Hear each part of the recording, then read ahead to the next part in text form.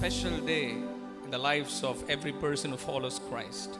கிறிஸ்துவை பின்பற்றுகிற ஒவ்வொரு நபருடைய வாழ்க்கையிலும் இந்த நாள் மிகவும் விசேஷமான ஒரு நாள். I want to connect this sermon because you would have heard a lot of Palm Sunday sermons. குருத்தோலை ஞாயிறு குறித்த அநேக செய்திகளை இதுவரை நீங்கள் எத்தனையோ முறை கேட்டிருக்கலாம். So I wanted to connect as this Palm Sunday as a bridge from the life of Adam. ஆதாமுடைய வாழ்க்கையோடு கூட இந்த குருத்தோலை ஞாயிறு செய்தியை ஒப்பிட்டு நான் பேச விரும்புகிறேன். From the life of Adam to the coming of Jesus. ஆதாமுடைய வாழ்க்கையிலிருந்து ஆண்டவராகிய இயேசுவின் வருகை வரை. Adam was created by God. ஆதாம் தேவனால் சிருஷ்டிக்கப்பட்டவன். And God loved him so much. தேவன் ஆதாமை அதிகமாய் நேசித்தார். He put him in the Garden of Eden. தேவன் ஆதாமை ஏதேன் தோட்டத்திலே வைத்தார். We all know because of disobedience he lost three major things. நாம் எல்லாருக்கும் நன்றாக தெரியும் கீழ்ப்படியாமையினாலே மூன்று முக்கியமான காரியங்களை ஆதாம் The இழந்தார். first thing that he lost was the authority that the Lord gave him. முதலாவது ஆதாம் இழந்தது கர்த்தர் ஆதாமுக்கு கொடுத்த அதிகாரம். The second thing that Adam lost was God's presence. இரண்டாவதாய் ஆதாம் இழந்தது தேவனுடைய பிரசன்னம். The third thing that Adam lost was the peace of God. மூன்றாவது ஆதாம் இழந்தது தேவ சமாதானம். You're going to see how this Palm Sunday brought all these three things back into this world. ஆதாம் இழந்த இந்த மூன்று காரியங்களையும் எப்படி இந்த குருத்தோலை ஞாயிறானது மனிதர்களுடைய வாழ்க்கையிலே திரும்ப கொண்டு வந்தது என்பதை இன்றைக்கு நாம் பார்க்க போகிறோம். Adam lost the authority that the Lord gave him, as he said everything will be under you, the kingship anointing. ஒரு ராஜரீக அபிஷேகமாய் ஆதாமின் மேலே வைத்து சகலமும் உனக்கு கீழ்ப்படியும், சகலமும் உன் அதிகாரத்திற்கு கீழே இருக்கும் என்று தேவன் ஆதாமுக்கு ஒரு அதிகாரத்தை கொடுத்தார். If a child is lost in a home, ஒரு குழந்தை ஒரு வீட்டிலே தொலைந்து போயிருந்தால் what will happen? என்ன நடக்கும்? The sadness and sorrow fills the entire house. ஒரு குழந்தை ஒரு குடும்பத்திலே தொலைந்திருந்தால் அந்த குழந்தை தொலைந்தது நிமித்தமாய் அந்த குடும்பத்திலே இந்த வீட்டிலே துக்கமும் கண்ணீரும் நிறைந்திருக்கும். Till they find back the child, there is sorrow in that house and there is no peace in that house. தொலைந்து போன அந்த குழந்தை மீண்டும் கிடைக்கும் வரை அந்த வீட்டிலே கண்ணீரும் துக்கமும் நிறைந்திருக்கும். Do you know what happened in the days of Adam? உங்களுக்கு ஆதாமின் நாட்களிலே நடந்தது என்ன தெரியுமா? When Adam was lost, ஆதாம் தொலைந்த பொழுது there was a great sorrow that came upon this earth. இந்த பூமியின் மேலே ஒரு பெரிய ஒரு துக்கம் வந்து விழுந்தது. You might think, okay, the sorrow would have been only on the earth. நீங்கள் நினைக்கலாம் அந்த துக்கம் வெறும் பூமியின் மேலே தான் வந்தது என்று. But I want to tell you a secret. இல்லை ஒரு ரகசியத்தை உங்களுக்கு நான் சொல்ல The விரும்புகிறேன். sorrow was not only on the earth, inside the அந்த earth. துக்கமானது வெறும் பூமியை மாத்திரம் நிரப்பவில்லை. It filled heaven. அது பரலோகத்தையும் நிரப்பினது. You know that? உங்களுக்கு தெரியுமா? Heaven lost its peace when Adam was thrown out of the Garden of Eden. ஆதாம் கீழ்ப்படியாமை நிமித்தமாய் Eden தோட்டத்திலிருந்து வெளியேற்றப்பட்ட பொழுது பரலோகத்திலே அந்த சமாதானம் போனது. You might ask, how can peace be lost in heaven? நீங்கள் கேட்கலாம் பரலோகத்திலே எப்படி சமாதானம் போகும்? I'm going to show you from the word of God. கர்த்தருடைய வார்த்தையிலிருந்து உங்களுக்கு நான் அதை காண்பிக்க விரும்புகிறேன். There was a great sorrow in earth. பூமியிலே ஒரு பெரிய ஒரு துக்கம் வந்தது. And there was the peace that was lost in heaven. பரலோகத்திலே சமாதானமும் போனது. You know who was Adam? ஆதாம் யார் தெரியுமா? Adam was the son of God. ஆதாம் தேவகுமாரன். You might ask, what is this? நீங்க கேட்கலாம் இது என்ன? Let's turn to the book of Luke, 3rd chapter, 38th verse. லூக்கா 3ஆம் அதிகாரம் 38ஆம் வசனம். Let's read it together. நாம் எல்லாம் இணைந்து வாசிக்கலாம். ஏனோஸ் சேத்தின் குமாரன், சேத் ஆதாமின் குமாரன், ஆதாம் தேவனால் உண்டானவன். In English Bible says Adam was the son of God. ஆங்கில வேதாகமத்திலே வாசிக்கும் பொழுது ஆதாம் தேவனுடைய குமாரன். When the generation comes, they were always referred to their fathers. சந்ததிகளை எழுதும் பொழுது எப்பொழுதுமே தங்கள் தகப்பன்மார்களோடு கூட The எழுதுவார்கள். son of Enosh, the son of Seth, the son of Adam. Enos சேத்தின் குமாரன், சேத் ஆதாமின் குமாரன். When it comes to தேவனால் உண்டானவன். Adam, when it comes to Adam, it says Adam was God's son. ஆதாம் குறித்து வரும்பொழுது ஆதாம் தேவனுடைய குமாரன் என்று God சொல்லப்பட்டிருக்கிறது. loved him so much. தேவன் ஆதாமை அதிகமாய் நேசித்தார். God loved him as his own son. தன்னுடைய சொந்த குமாரன் போல் ஆதாமை நேசித்தார். But there came a day ஆனால் நாள் ஒன்று வந்தது. Adam had to be thrown out of the Garden of Eden. ஏதேன் தோட்டத்திலிருந்து ஆதாம் வெளியேற்றப்பட வேண்டிய ஒரு நேரம் வந்தது. And the flashing fire swords was kept there. அந்த பட்டயமானது ஏதேன் தோட்டத்தின் வெளியே வைக்கப்பட்டது. Let's go to the story of Matthew 21st chapter 1 to 11. மத்தேயு 21ஆம் அதிகாரம் 1 லிருந்து 11ஆம் வசனம் வரை நாம் வாசிக்க போகிறோம்.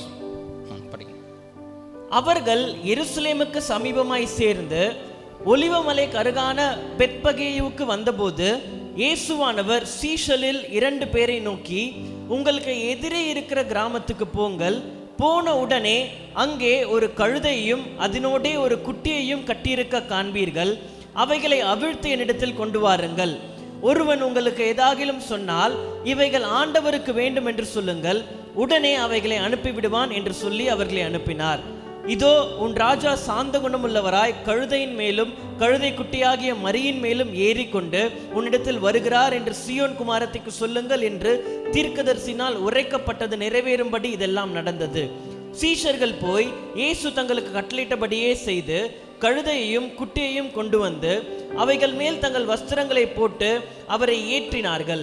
திரளான ஜனங்கள் தங்கள் வஸ்திரங்களை வழியிலே விரித்தார்கள். வேறு சிலர் மரக்கிளைகளை தரித்து வழியிலே பரப்பினார்கள்.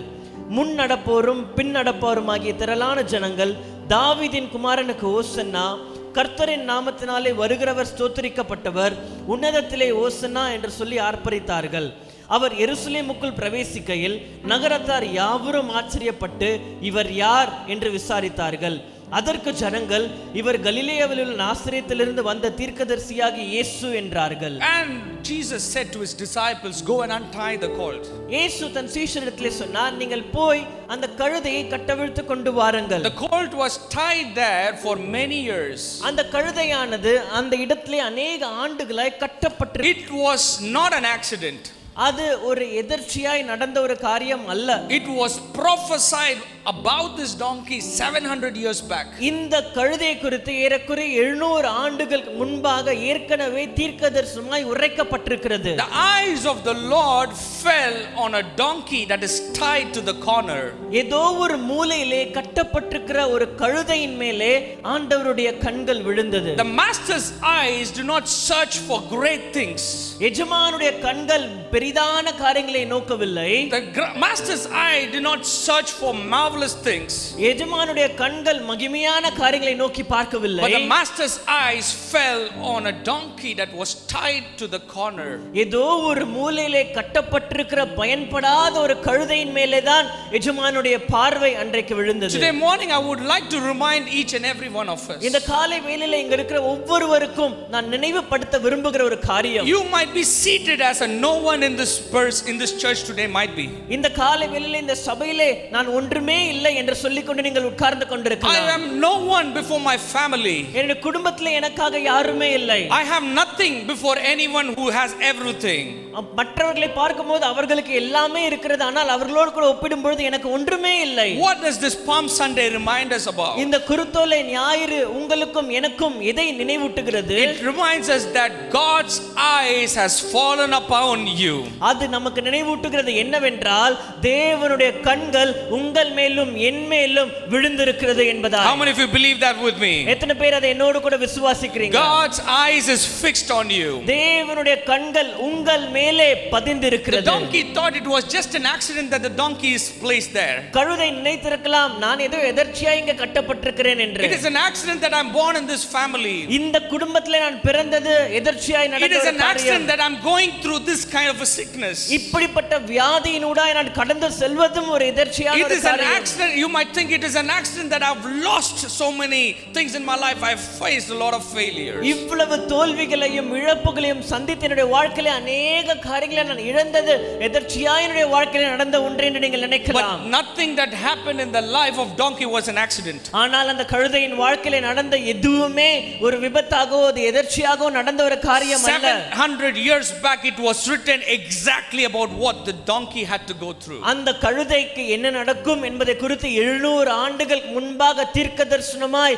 அது If எழுதப்பட்டிருக்கிறது. God can have a plan about a donkey 700 years back, ஒரு கழுதையை குறித்து 700 ஆண்டுகளுக்கு முன்பாக தேவனால் ஒரு திட்டத்தை, ஒரு தீர்க்கதரிசனத்தை உரைத்து எழுத முடியுமானால், and He is faithful to fill it and finish it, அந்த தீர்க்கதரிசனத்தை நிறைவேற்றவர் உண்மையுள்ளவராய் இருப்பாரானால், how much more worth are you and me in the sight of God, that God has a plan for you and me and for your generation and for my generation and for our church and for our nation. உங்களுக்கும் எனக்கும் உங்களுடைய சந்ததிக்கும் எங்களுடைய சந்ததிக்கும் இந்த சபைக்கும் உங்களுடைய வாழ்க்கைக்கும் உங்க குடும்பத்திற்கும் ஒரு பெரிய திட்டத்தை வைத்திருக்க என் தேவன் இன்னும் எவ்வளவு உண்மையுள்ளவராய் இருப்பார். That is what Bible says. I know the plans that I have for you.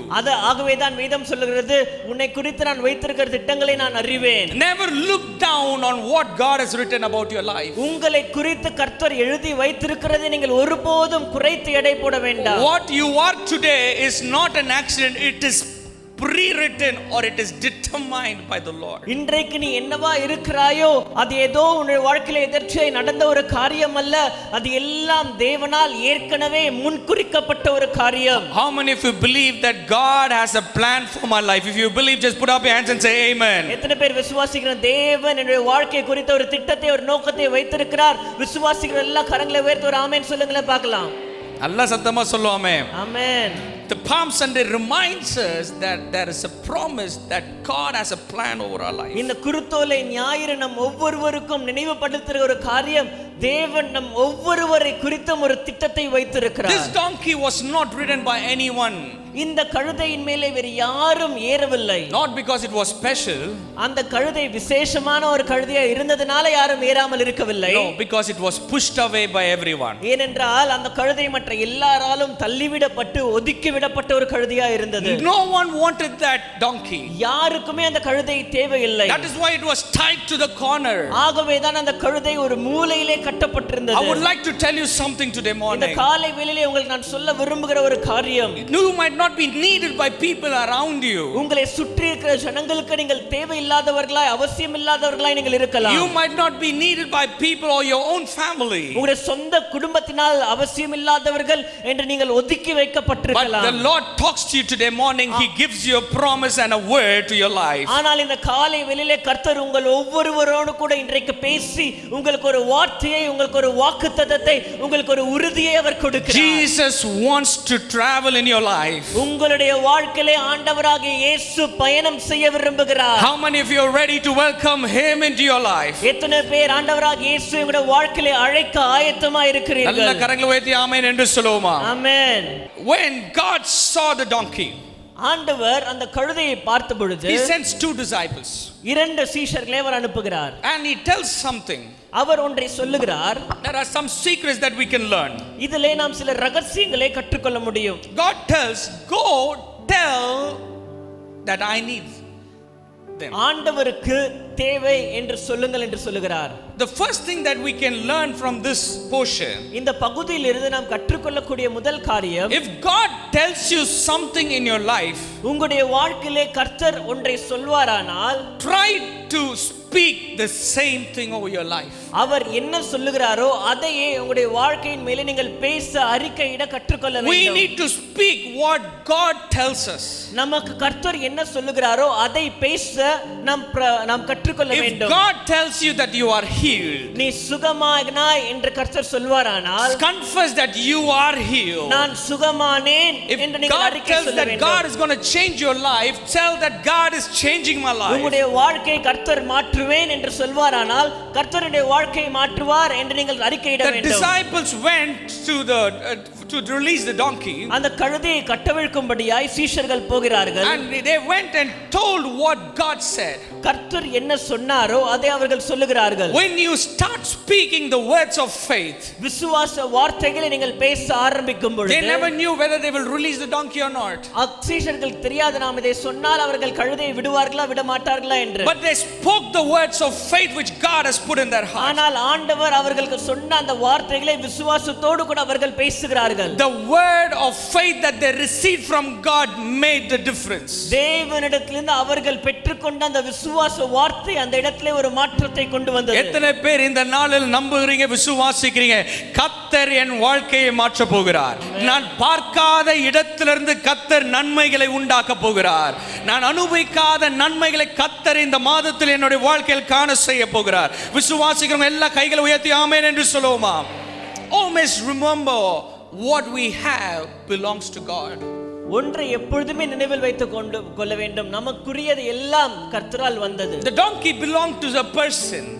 கழுதை அந்த கழுதையினுடைய எஜமானுக்குரிய ஒரு கழுதையாய் தான் இருந்தது. But the owner of the donkey knew, ஆனால் அந்த கழுதையின் எஜமானுக்கு தெரியும், when the Lord needs it, ஆண்டவருக்கு அது தேவைப்படும் பொழுது I have to give it. நான் அதை கொடுக்க வேண்டும். He never said no. அந்த எஜமான் இல்லை என்று சொல்லவில்லை. He never hesitated to give. கொடுப்பதற்கு அந்த எஜமான் தயங்கவில்லை. Always remember, எப்பொழுதுமே நினைவில் கொள்ள வேண்டும், everything that we have today, இன்றைக்கு நம்மிடத்தில் இருக்கிறது எல்லாம், our position, நம்மளுடைய ஸ்தானம், our studies, நம்முடைய படிப்பு, our knowledge, நம்முடைய அறிவு, our influence, நம்முடைய அதிகாரங்கள், our money, நம்முடைய பணம், our business, நம்முடைய வியாபாரம், our vehicles, நம்முடைய வாகனங்கள், our children, நம்முடைய பிள்ளைகள், they are given by God into our hands, and we should be ready to give it back to God when God needs it. இவை எல்லாம் கர்த்தர் நம்முடைய கரத்திலே கொடுத்திருக்கிறார். அவருக்கு தேவை என்று வரும்போது அதை திரும்ப கொடுக்க நாம் ஆயத்தமாய் இருக்க வேண்டும். Only a disciple can give what God wants. கர்த்தருக்கு என்ன தேவையோ அதை ஒரு சீஷனால் மாத்திரமே கொடுக்க முடியும். How many of you want to grow from the stage of a believer to a stage of a disciple? ஒரு விசுவாசியின் ஸ்தானத்திலிருந்து ஒரு சீஷனாய் மாற எத்தனை பேர் ஆயத்தமா இருக்கிறீங்க? What does the Palm Sunday remind us about? குருத்தோலை ஞாயிறு நமக்கு எதை நினைவுபடுத்துகிறது? If the Lord needs something, ஆண்டவருக்கு ஒன்று வேண்டும் என்றால் no authority can stop it. எந்த அதிகாரத்தினாலும் அதை தடுக்க முடியாது. If God needs your life, உங்களுடைய வாழ்க்கை ஆண்டவருக்கு தேவை if என்றால், God has chosen you for a great ஒரு purpose, பெரிய நோக்கத்தோடு கூட கர்த்தர் உங்களை தெரிந்து கொண்டிருப்பாரானால், no authority in this world can stop what God needs. இந்த உலகத்தில் இருக்கிற எந்த ஒரு அதிகாரத்தினாலும் கர்த்தருக்கு தேவைப்படுகிறதை தடுக்க முடியாது. Today morning, God needs your life. இந்த காலை வேளையிலே கர்த்தருக்கு உங்களுடைய வாழ்க்கை தேவை. God needs your children. உங்களுடைய பிள்ளைகள் அவருக்கு தேவை. How many of you say that no authority in this world can stop them from serving God? எத்தனை பேர் இந்த காலை வேளையிலே சொல்ல முடியும், இந்த உலகத்தின் எந்த அதிகாரமும் நான் என் ஆண்டவரை சேவிப்பதை தடுக்க முடியாது என்று? Hallelujah. Hallelujah. What do we ask God? நாம் எதை கேட்டாலும் Always understand a secret. ஒரு ரகசியத்தை நீங்கள் புரிந்து கொள்ள வேண்டும். If you want to glorify God for something, ஏதோ ஒரு காரியத்திலே ஆண்டவரின் நாமத்தை நீங்கள் மகிமைப்படுத்த வேண்டும் என்று விரும்பினால், when you try to do that, நீங்கள் அதை செய்ய முயலும் பொழுது, if it is to glorify Jesus, இயேசுவை அது மகிமைப்படுத்துமானால், the heavenly government comes and sanctions your need. பரலோகத்தின் அரசாங்கம் வந்து உங்கள் தேவைகளுக்கு அது உத்தரவிடும். The donkey was needed to glorify Jesus. ஆண்டவராகிய இயேசுவை மகிமைப்படுத்த அந்த கழுதை தேவைப்பட்டது. The sanction did not come from the people of this world. அதற்கான உத்தரவு உலக ஜனங்களிடத்திலிருந்து வரவில்லை. The sanction came from the heavenly government. அந்த உத்தரவு பரலோக அரசாங்கத்திலிருந்து வந்தது. This is how God blesses people. இப்படிதான் கர்த்தர் தம்முடைய பிள்ளைகளை ஆசீர்வதிக்கிறார். Count your business to glorify Jesus. உங்களுடைய வியாபாரத்தின் மூலமாய் கர்த்தருடைய நாமத்தை மகிமைப்படுத்துங்கள்.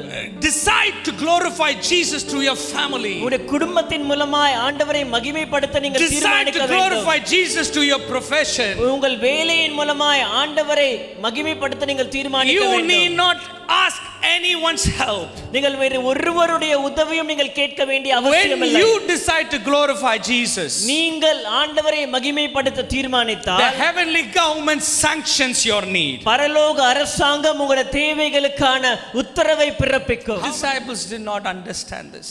சீஷர்களுக்கு அது புரியவில்லை. When Jesus told them to untie the cloth, இயேசு அந்த கழுதையை கட்டவிழ்த்து கொண்டு வாருங்கள் என்று சொன்ன பொழுது, you know what happened?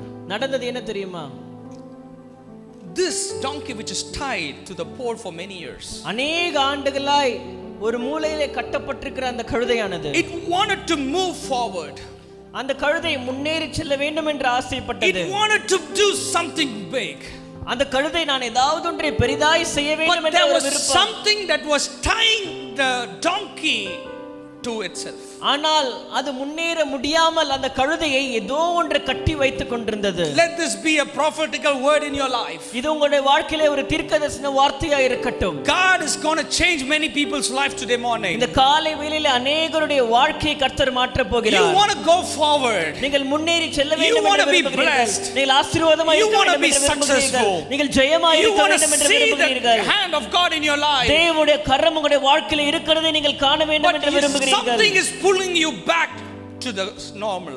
ஆனால் ஏதோ ஒன்று உங்களுடைய வாழ்க்கையிலே திரும்பவும் உங்களை சாதாரணமானவர்களை கட்டி இழுத்து கொண்டிருக்கிறது. You know something? உங்களுக்கு ஒன்று தெரியுமா? If you want to go forward in your life, உங்களுடைய வாழ்க்கையிலே நீங்கள் முன்னேறி செல்ல வேண்டுமானால், if you want to be a history writer, நீங்கள் சரித்திரத்தை படைக்கிறவர்களாய் இருக்க வேண்டுமானால், that is something that should happen in your life. உங்களுடைய வாழ்க்கையிலே நடக்க வேண்டிய ஒரு காரியம் That happened in the life of the donkey. அந்த கழுதையுடைய வாழ்க்கையிலே நடந்தது. The donkey was not able to release itself forward. அந்த கழுதையினால் கட்டவிழ்த்து கொண்டு தன்னால் முன்னேறி போக முடியவில்லை. There came a hand to release the donkey from where it is அது tied. கட்டப்பட்டிருக்கிற இடத்திலிருந்து விடுவிக்கும்படியாய் ஒரு கரம் அந்த கழுதைக்கு நேராய் வந்தது. Today you might be tied to the pole of sickness. நீங்கள் வியாதி என்ற ஒரு மூலையிலே You கட்டப்பட்டிருக்கலாம். might be tied to the pole of failure. நீங்கள் தோல்வி என்ற ஒரு மூலையிலே You கட்டப்பட்டிருக்கலாம். might be tied to the pole of problems. நீங்கள் பிரச்சனைகள் என்ற ஒரு மூலையிலே கட்டப்பட்டிருக்கலாம். You are not able to release yourself and go forward. உங்களை நீங்களே கட்டவிழ்த்துக் கொண்டு விடுதலையாக்கி கொண்டு But முன்னேறி today செல்ல முடியவில்லை. morning there is something that is coming into your life to release you. ஆனால் இந்த காலை வேளையிலே உங்களை நீங்கள் கட்டப்பட்டிருக்கிற காரியங்களிலிருந்து விடுதலையாக்கும்படியாய் உங்களுக்கு நேராய் ஏதோ ஒரு காரியம் வருகிறது. 2000 years back the hands of the disciples came to release the donkey. 2000 ஆண்டுகள் முன்பாய் அந்த கழுதையை கட்டவிழ்க்கும்படியாய் சீஷருடைய கரங்கள் அங்கே வந்தது. Today morning there is something that is coming to release you. இந்த காலை வேளையிலே நீங்கள் கட்டப்பட்டிருக்கிற காரியங்களிலிருந்து உங்களை விடுவிக்கும்படியாய் That is ஏதோ the ஒன்று உங்கள் word நேராய் of வருகிறது. God that is coming into your life to release you from what you are addicted. நீங்கள் கட்டப்பட்டிருக்கிற காரியங்களிலிருந்து உங்களை விடுதலையாக்கும்படியாய் தேவனுடைய வார்த்தை உங்களுக்கு நேராய் இந்த காலை வேளையிலே வருகிறது. As you listen to this word, இந்த வார்த்தையை நீங்கள் இந்த காலை வேளையிலே whatever கேட்டுக்கொண்டிருக்கிற you are வேளையிலே tied to, நீங்கள் எதிலே கட்டப்பட்டிருக்கிறீர்களோ, இத்தனை நாட்களாய் ஆண்டுகளாய் மாதங்களாய் வாரங்களாய் நீங்கள் கட்டி வைக்கப்பட்ட அந்த காரியத்திலிருந்து அறுத்து உங்களை முன்பாக அனுப்பும்படியாக கர்த்தர் இந்த காலவேளையில் அவருடைய வார்த்தையை அனுப்பி உங்களை விடுவிக்க கர்த்தர் ஆயத்தமா இருக்கிறார். அந்த கழுதை செய்ய வேண்டியதெல்லாம் ஒண்ணே ஒண்ணுதான். God is ready. தேவன் ஆயத்தமா இருக்கிறார். The word is ready. வார்த்தை ஆயத்தமா இருக்கிறது. The donkey had to make a decision to go forward. முன்னேறி செல்வதற்கான தீர்மானத்தை கழுதை எடுக்க வேண்டும். How many of you are ready to make a decision today morning to walk forward? இன்றைக்கு முன்னேறி செல்வேன் என்ற தீர்மானத்தை எடுக்க எத்தனை பேர் இந்த காலை வேளையிலே ஆயத்தமா இருக்கிறீர்கள்? This Palm Sunday is going to release you from what you have been tied. நீங்கள் இதுவரை கட்டப்பட்டிருந்த அந்த காரியத்திலிருந்து இன்றைக்கு இந்த குருத்தோலை ஞாயிறன்று நீங்கள் விடுதலையாக்கப்பட போகிறீர்கள். Now the donkey is released. இப்பொழுது கழுதை கட்டவிழ்க்கப்பட்டிருக்கிறது. Let us go to the Garden of Eden. நாம் ஏதேன் தோட்டத்திற்கு போவோம். Donkey is released. கழுதை Here கட்டவிழ்க்கப்பட்டிருக்கிறது. a man called Adam is sent out of the Garden of Eden. இங்கே ஆதாம் என்ற ஒரு மனிதன் ஏதேன் தோட்டத்திலிருந்து வெளியேற்றப்படுகிறார். Adam would have seen the Garden of Eden. ஆதாம் ஏதேன் தோட்டத்தை பார்த்திருப்பார். He would have looked the face of God. தேவனுடைய முகத்தை ஆதாம் பார்த்து, Because Adam was God's son. ஏனென்றால் ஆதாம் தேவகுமாரன். God loved him so much. தேவன் ஆதாமை நேசித்தார். And Adam would have loved back his father so much. ஆதாமும் தன் தகப்பனாகிய தேவனை அதிகமாய் நேசித்திருப்பார். He has no authority now. இப்பொழுது ஆதாமுக்கு அதிகாரம் இல்லை. God sees that he has no authority. ஆதாமுக்கு அதிகாரம் இல்லை என்பதை தேவன் பார்க்கிறார். God sees that there is no presence in his life now. ஆதாமுடைய வாழ்க்கையிலே தேவ பிரசன்னம் இல்லை என்பதை அவர் God sees பார்க்கிறார். that Adam has lost his peace now. தேவன் பார்க்கிறார் ஆதாம் தன்னுடைய வாழ்க்கையிலே சமாதானத்தை இழந்து Adam விட்டார். sees God and God sees Adam. ஆதாம் தேவனை பார்க்கிறார், தேவன் ஆதாமை பார்க்கிறார். God wants to do something in the life of humanity. மனித குலத்தினுடைய வாழ்க்கையிலே ஏதோ ஒன்றை செய்ய வேண்டும் என்று கர்த்தர் அந்த நேரத்திலே விரும்புகிறார். Many hundreds of years roll back. நூற்றுக்கணக்கான ஆண்டுகள் கடந்து போனது. God is watching. தேவன் பார்த்து கொண்டிருக்கிறார். Adam is over. ஆதாம் உடைய வாழ்க்கை But முடிந்தது. his generations are also there without authority, peace and presence. ஆதாமுடைய வாழ்க்கை முடிந்த பொழுதிலும் அவனுடைய சந்ததிகள் அதே விதமாய் அதிகாரம் இல்லாமல், தெய்வ பிரசன்னம் இல்லாமல், சமாதானம் இல்லாமல் இந்த உலகத்தை வாழ்ந்து கொண்டிருக்கிறதை தேவன் பார்க்கிறார். அதையெல்லாம் தேவன் பார்த்து கொண்டிருக்கிறார். God knows to bring back the authority.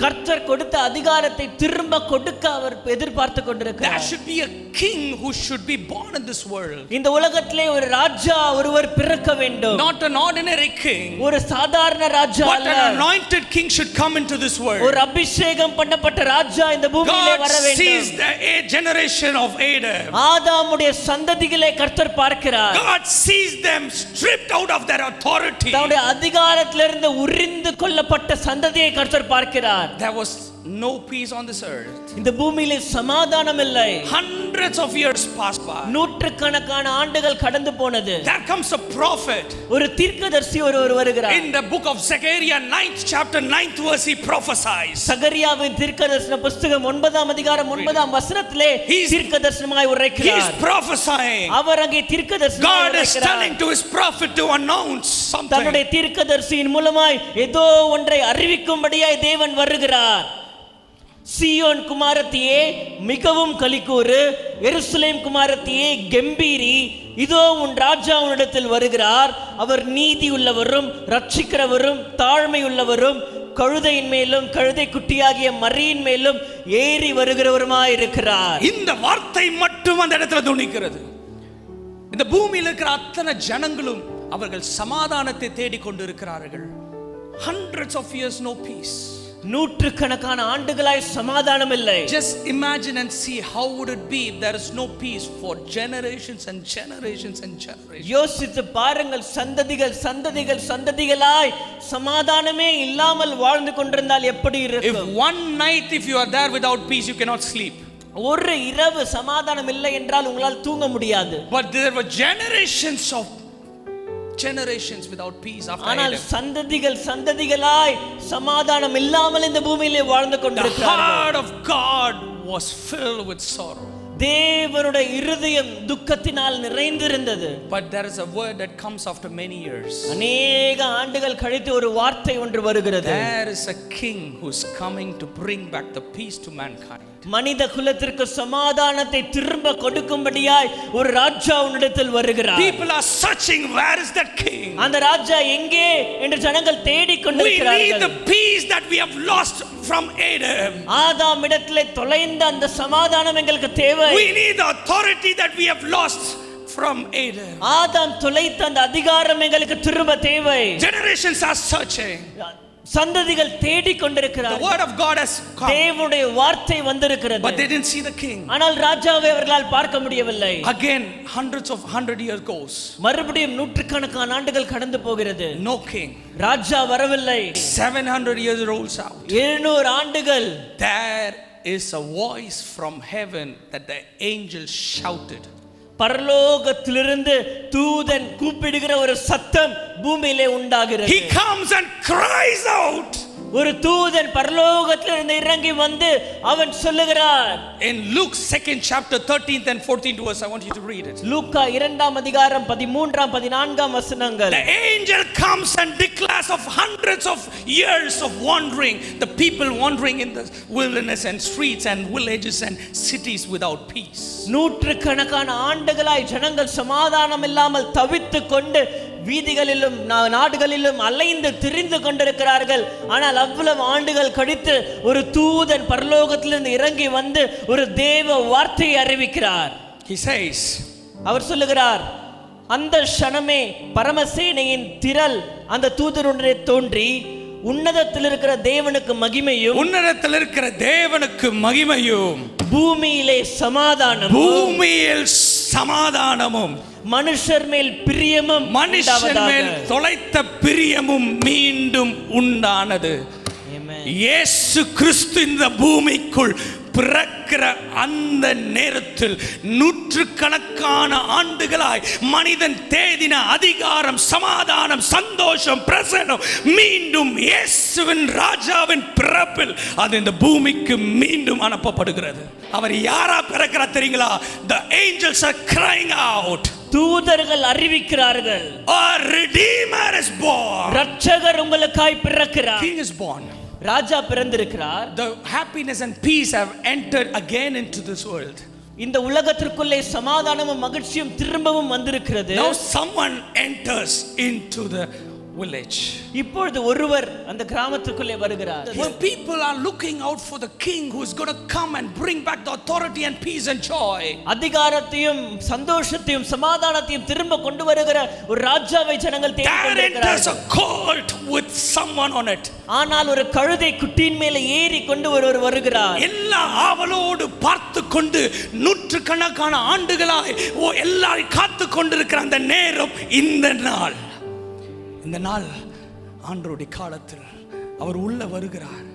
அவர் உட்கார்ந்து வரபோது எல்லாரும் கத்த ஆரம்பித்தார்கள். ஏன் கத்துனாங்க தெரியுங்களா? நூற்றுக்கணக்கான ஆண்டுகளுக்கு முன்பாக ஆதாம் தொலைத்த சமாதானத்தை, நூற்றுக்கணக்கான ஆண்டுக்கு முன்பாக ஆதாம் தொலைத்த அதிகாரத்தை, நூற்றுக்கணக்கான ஆண்டுகள் முன்பாக ஆதாம் தொலைத்த பிரசனத்தை ஒருவர் இன்றைக்கு அவர் அந்த பட்டணத்துக்குள் கொண்டு வந்து கொண்டிருக்கிறார். அவர்தான் என்னுடைய ராஜாதி ராஜாவான இயேசு கிறிஸ்து. அவர் வருகிறார். Word says, வேதம் சொல்லுகிறது, they took their clothes, தங்கள் வஸ்திரங்களை கழற்றி, their clothes, அவர்களுடைய வஸ்திரங்கள், they would have worn they could have worn something over them. அவர்கள் நல்ல வஸ்திரங்களை தரித்துக் கொண்டிருக்கலாம். They removed their coats, அவர்கள் தங்கள் வஸ்திரங்களை கழற்றி and threw it before the feet of God.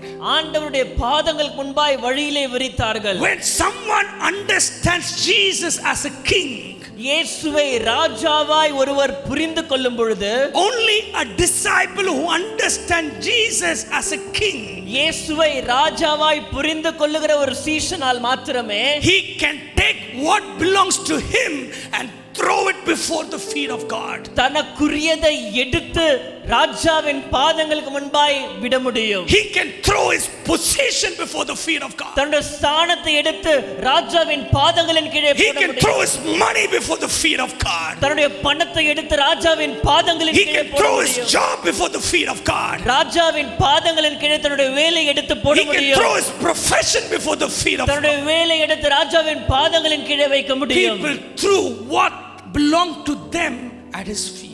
தங்களுக்குரியவைகளை அவர்கள் எடுத்து ராஜாவின் பாதங்களுக்கு முன்பாய் வைத்தார்கள். You know who counts things when they give to God? கர்த்தருக்கு கொடுக்கிறதை யார் கணக்கு பார்ப்பார்கள் தெரியுமா? Who knows him only as a savior.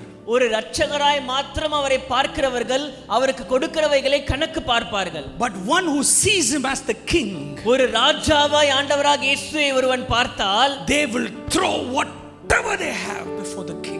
தனக்குரிய எல்லாவற்றையும் ராஜாவுக்கு முன்பாய் அவர்கள் வைப்பார்கள். When you throw your profession at the feet of God, உங்களுடைய வேலையை நீங்கள் ராஜாவின் பாதங்களுக்கு கீழே நீங்கள் வைக்கும் பொழுது, when you throw your family and your life and your everything that belongs to at the feet of God, உங்களுடைய குடும்பத்தையும் உங்களுடைய பணத்தையும் உங்களுக்குரிய எல்லாவற்றையும் ராஜாவின் பாதங்களின் கீழே நீங்கள் வைக்கும் பொழுது, you know what happened?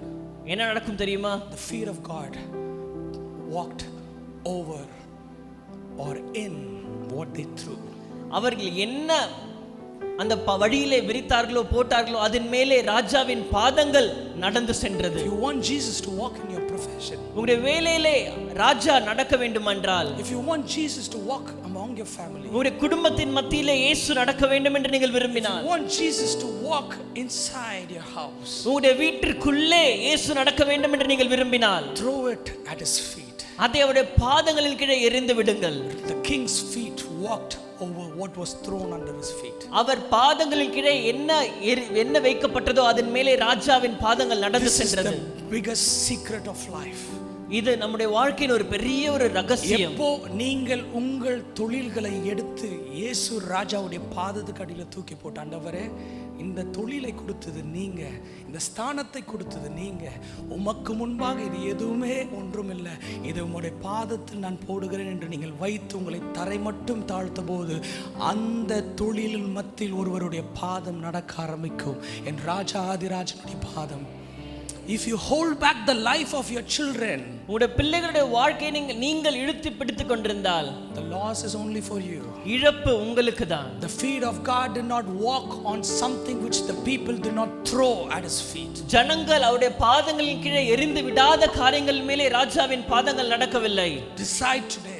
இன்றைக்கு தீர்மானியுங்கள். Everything that I have, எனக்குரிய எல்லாமே I want to throw it on this Palm Sunday at the feet of God. இந்த குருத்தோலை ஞாயிறன்று என் ராஜாவின் பாதங்களுக்கு கீழே நான் எறிந்து விட போகிறேன். எத்தனை பேர் இதை நீங்கள் தீர்மானமாய் எடுக்கிறீங்க?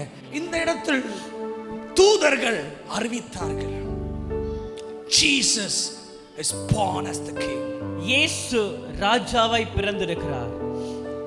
Hundreds of years later, நூற்றுக்கணக்கான ஆண்டுகள் கழித்து people stand there. ஜனங்கள் அங்கே நிற்கிறார்கள். The angels announced that peace on earth. பூமியின் மேலே சமாதானத்தை தேவ தூதர்கள் அறிவிக்கிறார்கள். Hundreds of years later, நூற்றுக்கணக்கான ஆண்டுகள் when கழித்து Jesus was sitting on the colt, இயேசு கழுதை குட்டியின் மேலே உட்கார்ந்து கொண்டிருக்கும் பொழுது there is an announcement that comes. அங்கே ஒரு அறிவிப்பு வருகிறது. He says, the people there shout for Hosanna. ஜனங்கள் எல்லாரும் ஓசன்னா என்று ஆர்ப்பரிக்கிறார்கள். They say Hosanna to the highest.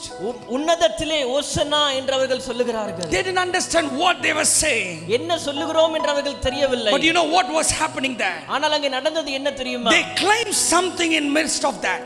அதற்கு மத்தியிலே அவர்கள் ஏதோ ஒன்றை அவர்கள் பெற்றுக்கொள்கிறார்கள். Hosanna to the glory to the highest. உன்னதத்திலே ஓசன்னா என்று அவர்கள் ஆர்ப்பரிக்கிறார்கள். Now they claim something that changes. ஏதோ ஒன்று மாறுகிற ஒன்றை அவர்கள் அறிக்கை செய்து They say பெற்றுக்கொள்கிறார்கள். peace in heaven. பரலோகத்திலே சமாதானம் என்று அவர்கள் சொல்லுகிறார்கள். Hallelujah. ஹalleluya. பூமியில் சமாதானம் இயேசுவின் பிறப்பில் கிடைத்தது.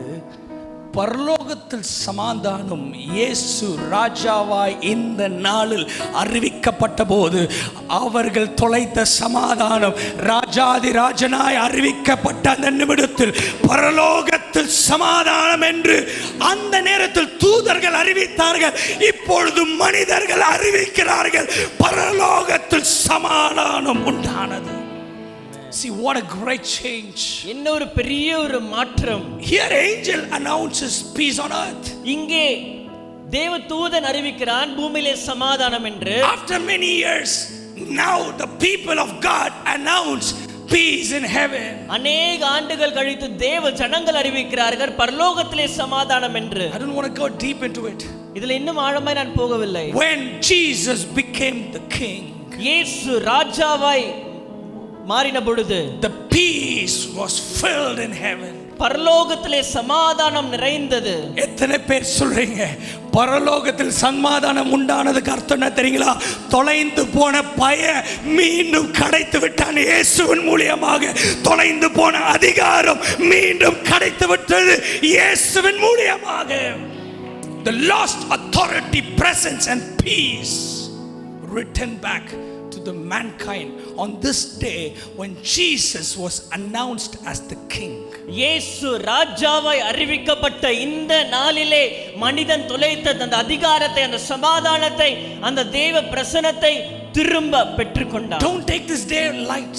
இந்த நாளை நீங்கள் சாதாரணமாக எடுத்துக்கொள்ள வேண்டாம். This is a very special day. இந்த நாள் மிகவும் விசேஷமான ஒரு நாள். 2000 years back, this is the day that brought back peace into heaven. பரலோகத்திலே சமாதானத்தை திரும்ப கொண்டு வந்த ஒரு முக்கியமான ஒரு விசேஷமான ஒரு நாள் இது. It was a Sunday night. அது ஒரு ஞாயிற்றுக்கிழமை. He went and rested with Lazarus. You know the story, but I just wanted to make it short. உங்களுக்கு எல்லாருக்கும் இந்த கதை நன்றாக தெரியுமானால் சுருக்கமாய் நான் சொல்லுகிறேன். He went and rested with Lazarus. லாசருவோடு கூட போய் அவர் ஓய்வெடுக்கிறார். The next day, அடுத்த நாள் Jesus walks with his disciples. தன் சீஷரோடு கூட நடந்து வருகிறார். He feels very hungry. தனக்கு மிகவும் பசியா இருக்கிறது. He looks on the far at the fig tree. தூரத்திலே பார்க்கும் பொழுது ஒரு அத்திமரம் அங்கே இருக்கிறது. He knows that the fig tree is without fruits. அவருக்கு நன்றாக தெரியும் அந்த அத்திமரத்திலே கனி இல்லை என்று. But still he decided to walk to the tree. ஆனாலும் அந்த அத்திமரத்தின் அருகே போனார். This is a very important thing that we need to understand. நாம் புரிந்து கொள்ள வேண்டிய மிக முக்கியமான ஒரு காரியம் இது. He walks to the fig tree. அந்த அத்திமரத்தின் அருகே போகிறார். And he curses the fig tree. அந்த அத்திமரத்தை அவர் சபிக்கிறார். He says you will be burnt to the roots. நீ உன் வேர் வரை நீ பட்டு போக வேண்டும் என்று அவர் சபிக்கிறார். When he cursed, அந்த அத்திமரத்தை அவர் சபித்த உடனே he just cursed. அவர் சபித்து விட்டார். He moves. அவர் அங்கிருந்து கடந்து The போகிறார். disciples know that the master is angry. சீஷர்களுக்கு நன்றாக தெரிகிறது எஜமான் கோபமா இருக்கிறார் He என்று. walks அவர் நடந்து They're போகிறார். all walking with him silent. எல்லாரும் அமைதியா எஜமானோடு கூட நடந்து The போகிறார்கள். next day they come. அடுத்த நாள் அவர்கள் வந்து பார்க்கிறார்கள். They see the fig tree. அவர்கள் அந்த அத்திமரத்தை பார்க்கிறார்கள். It is dried to the root. அதன் வேர் வரை அந்த அத்திமரம் பட்டு போயிருக்கிறதை சீஷர்கள் காண்கிறார்கள். When Jesus tells something into your life, இயேசு உங்களுடைய வாழ்க்கையிலே ஒன்றை சொல்வாரானால், if he tells that your pain will be no more, உங்களுடைய வாழ்க்கை இருக்கிற வேதனை இனி இராது if என்றவர் he சொன்னால், says your sickness will be no more, உங்களுடைய வியாதி இனி இராது என்றவர் சொன்னால், it will be burned to its root, it will not shoot up again. அந்த பிரச்சனையோ அல்லது அந்த வியாதியோ வேர் இல்லாமல் பட்டு போகும், அது திரும்ப உங்களுடைய வாழ்க்கையிலே முளைக்காது. Today morning God is going to tell some roots to dry away. இந்த காலை வேளையிலே அதே விதமா உங்களுடைய வாழ்க்கையில இருக்கிற வேறு கொண்டிருக்கிற சில காரியங்களின் மேலே கர்த்தர் பட்டு போகும்படியாய் உங்களுடைய வாழ்க்கை விட்டு அகன்று போகும்படியாய் He's going to tell some sickness and failures and problems to dry to its roots. சில பிரச்சனைகளை, சில வியாதிகளை, சில இழப்புகளை வேரோடு கூட பட்டு போகும்படியாய் ஆண்டவர் சொல்ல போகிறார். And what happened? நடந்தது என்ன? Fig tree அந்த அத்திமரம் is nothing ஒன்றுமே இல்லை, but the symbol of Israel. ஆனால் இஸ்ரவேலின் அடையாளம். How a tiger எப்படி ஒரு புலி is a symbol of our nation. இந்திய தேசத்தின் அடையாளமாய் ஒரு புலி எப்படி இருக்கிறதோ, Similarly, அதே விதமாய் a fig tree ஒரு அத்திமரம் is a symbol of Jewish people. யூத ஜனங்களுக்கு ஒரு அடையாளமாய் அது இருக்கிறது. God says, கர்த்தர் சொல்லுகிறார், you will be dried up to your roots. உங்களுடைய வேர் வரை நீங்கள் பட்டு போயிருப்பீர்கள். And the days went by. நாட்கள் கடந்து போனது. On the last week, on Tuesday, people started asking questions. The entire day he was there to teach people. செவ்வாய்க்கிழமை அன்று சீஷர்கள் அவரிடத்தில் அநேக கேள்விகளை கேட்டுக் கொண்டிருக்கிறார்கள். But one disciple asked a very important question. நாள் முழுவதும் அவர்கள் பதில் சொல்லிக் கொண்டிருக்கிறார். ஒரு சீஷன் ஒரு விசேஷமான மிக முக்கியமான கேள்வியை கேட்கிறான். We are blessed that the disciple asked that question. அந்த கேள்வி அந்த சீஷன் கேட்டதனால் நாம் ஆசீர்வதிக்கப்பட்டிருக்கிறோம். Today we have a hope because that disciple asked that question. அந்த கேள்வி அந்த சீஷன் கேட்டது நிமித்தமாய் இன்றைக்கு நமக்கு ஒரு நம்பிக்கை இருக்கிறது. You know what was the question that he asked? அந்த கேள்வி என்ன தெரியுமா? He asked, அவன் கேட்கிறான், Master, எஜமானே, how would we know இவை எல்லாம் எப்படி நாங்கள் அறிந்து கொள்வோம்? when are you coming back? நீர் எப்பொழுது திரும்ப வருவீர்? அத்திமரத்தினால் ஒரு உவமை கற்றுக்கொள்ளுங்கள், அதிலே இளங்கிளை தோன்றி துளிர்விடும்போது, அந்த அத்திமரத்தில் இலைகள் தோன்றி துளிர்விடும்போது வசந்த காலம் சமீபமாயிற்று என்று அறிவீர்கள். வசந்த காலம் சமீபமாயிற்று என்று அறிவீர்கள். அப்படியே இவைகள் எல்லாம் நீங்கள் காணும் பொழுது அவர் சமீபமாய் வாசல் அருகே வந்திருக்கிறார் என்று அறியுங்கள். இவைகள் எல்லாம் சம்பவிக்கும் முன்னே இந்த சந்ததி ஒழிந்து போகாது என்று இந்த சந்ததி ஒழிந்து போகாது என்று அறிவீர்கள். அத்திமரம் துளிர்விட ஆரம்பிக்கும் போது வேரோடு கூட அழிக்கப்பட்ட யூத ஜனங்கள் மீண்டும் துளிர்விட ஆரம்பித்தது ஒரு நேஷனா எப்ப தெரியுங்க? in 1948. 1948 ஆண்டு யூத ஜனங்கள் இஸ்ரவேல் the Jews who were scattered, உலகம் முழுவதும் சிதறடிக்கப்பட்ட யூதர்கள், who were burned up to the root, வேர் இல்லாமல் சிதறடிக்கப்பட்ட யூதர்கள் மீண்டும் in 1948 1948 ஆண்டிலே they started shooting up the leaves again. Ilangilai தோன்றி அவர்கள் துளிர்விட ஆரம்பித்தார்கள். Now it has become a nation in 1948. இப்பொழுது 1948 ஆண்டிலே இஸ்ரவேல் ஒரு தேசமாய் திரும்ப உருவானது. The fig tree which was born to the root, வேர் வரை பட்டு போன அந்த அத்திமரமானது, அத்திமரத்தினால் ஒரு உவமை கற்றுக்கொள்ளுங்கள், அதிலே இளங்கிளை தோன்றி துளிர்விடும்போது வசந்த காலம் சமீபமாயிற்று என்று அறிவீர்கள். இப்படியே இவைகள் எல்லாம் நீங்கள் காணும் பொழுது, இப்படியே நீங்கள் இவைகள் எல்லாம் காணும்போது அவர் சமீபமாய் வாசல் அருகில் இருக்கிறார் என்று அறியுங்கள். இவைகள் எல்லாம் சம்பவிக்கும் முன்னே இந்த சந்ததி ஒழிந்து போகாது என்று மெய்யாகவே உங்களுக்கு சொல்லுகிறேன். இந்த சந்ததி ஒழிந்து போகாது என்று மெய்யாகவே சொல்லுகிறேன். துளிர்விட ஆரம்பித்தது 1948. ஒரு சந்ததியோடைய காலகட்டத்தை நான் தேடி பார்த்தேன். பல காலகட்டங்கள் சொல்லப்படுகிறது. ஆனால் ஒரு காலகட்டத்தை நான் எடுத்துக்கொண்டேன். அது அது அது I can take from the life of Joseph. யோசேப்புடைய வாழ்க்கையிலிருந்து அதை நாம் பார்க்கலாம். He saw Ephraim's children to third generation. எப்ராயிமுடைய மூன்றாம் சந்ததி வரை யோசேப்பு பார்க்கிறார். A generation can be what God would have told about Joseph's generation might be was 110 years. யோசேப்பு தன் சந்ததியை பார்த்த காலத்தை நாம் கணக்கிட்டு பார்த்தால் அது 110 ஆண்டுகள் வருகிறது. When Joseph died he was 110. யோசேப்பு மரித்த பொழுது 110 வயதானது.